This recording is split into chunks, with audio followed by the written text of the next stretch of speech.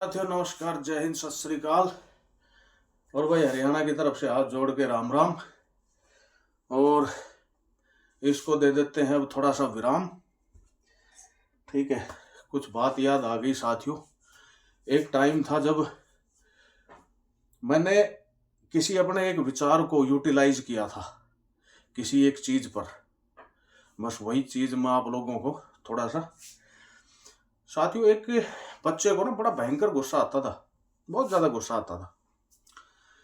तो उसके पिता को थोड़ी सी इस चीज के बारे में चिंता हुई और उसने उसको एक सबक सिखाने के लिए एक सिस्टम बनाया। और उसने कहा कि दीवार पे जो ये बोर्ड है ना, एक किलो का थैला उसको दे दिया और कहा कि ये जब भी तेरे को गुस्सा आए इसमें से एक कील निकालना और इस बोर्ड में दीवार पे ठोक देना। साथियों, एक दिन के अंदर बच्चे ने 37 किले ठोक दी।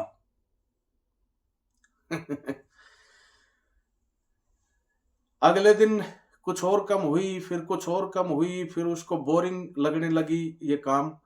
और उससे ये हुआ कि कुछ समय बाद वह अपने पिता के पास पहुंचा और उसने कहा कि आज मैंने एक भी कील नहीं ठोकी। पिता को बड़ा मतलब एक खुशी हुई और उसने कहा कि आज से एक नया काम स्टार्ट करो। बोला क्या? बोला जो किले ठोकी है ना, जितनी किले ठोकी है, जिस दिन तुम्हें गुस्सा नहीं आए उस दिन उसमें से एक कील निकालना शुरू कर दो। तो साथियों, मैं ये प्रसंग जो है पढ़ रहा था तो बड़ा ही अच्छा जो इसके अंदर दिया गया है। तो एक दिन जो है वो बोर्ड पूरा का पूरा खाली हो गया और बड़ी खुशी के साथ अपने पिता के सामने पहुंचा कि पिताजी पूरा बोर्ड खाली हो गया। अब उसके पिता जो हैं उसको लेकर के पहुंचे उस बोर्ड के पास।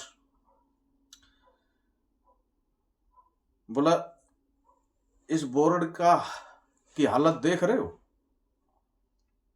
वही हालत उस इंसान की होती है जिस पर हम गुस्सा करते हैं।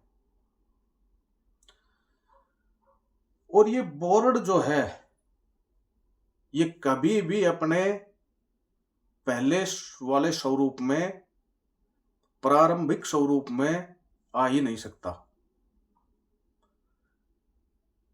साथियों,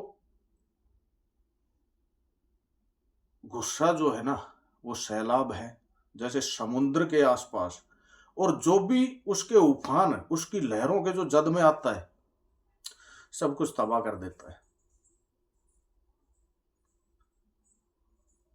गुस्से की शुरुआत जो होती है वो कैसी भी हो, किसी भी तरह हो, लेकिन जो अंत होता है ना वो बड़ा ही शर्मिंदगी वाला होता है। और ये चीजें बहुत बार घटना घटित होती हैं जीवन में। दूसरी बात, जो गुस्से के अंदर जो दूसरे के ऊपर जो करते हैं वो बात अलग है, लेकिन हम भी अगर गुस्से में कोई निर्णय लेते हैं, क्योंकि कहते हैं कि जब गुस्सा दिमाग पे हावी होता है तो दिमाग काम करना बंद कर देता है। और दिमाग ने ही जब काम करना बंद कर दिया तो क्या फिर सही काम हो सकते हैं? कभी भी नहीं हो सकते। साथियों, आता था दिमाग में गुस्सा, नुकसान बहुत हुए।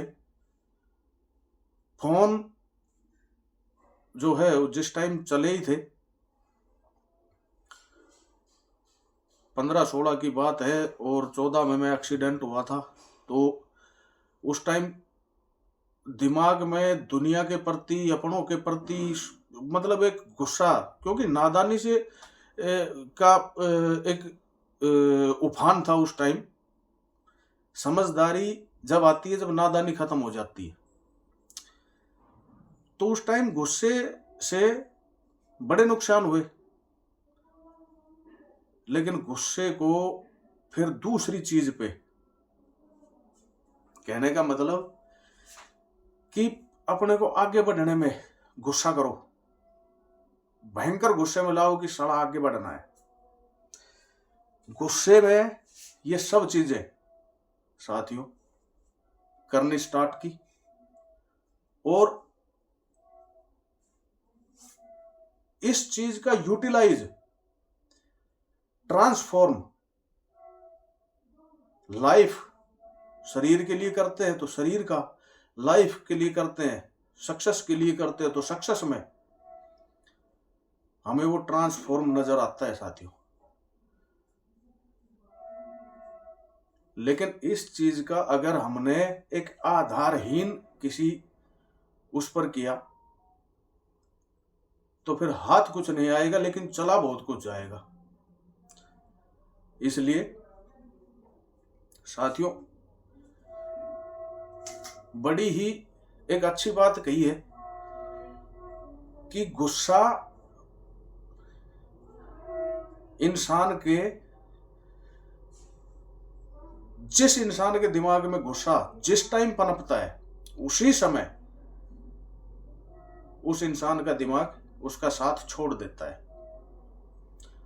और दिमाग ने साथ छोड़ दिया तो दूसरा कोई भी किसी भी तरह से हमारा फायदा उठा सकता है, और उठाते हैं।